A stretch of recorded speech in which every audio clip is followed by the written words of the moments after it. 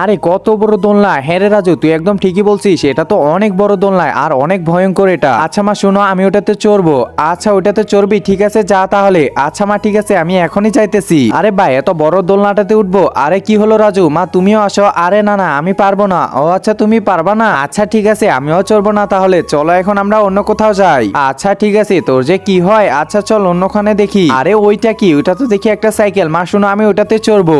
আচ্ছা তুই ওটাতে চড়বি, ঠিক আছে যা, আমি এটাতে চড়বো। আরে মা তুমিও আসো। আরে না না আমি কি পারি নাকি? আচ্ছা ঠিক আছে তাহলে এটাতেও চড়বো না, চলো এখন সামনে যাই। আরে এটা কি? একজন মা কতটা আপন হয়ে থাকে, যার মানেই তাকে জিজ্ঞাসা করে দেখো। তো দেখা যাক বন্ধুরা, এই মায়ের জন্য কে ভিডিওটিতে লাইক এন্ড সাবস্ক্রাইব করে।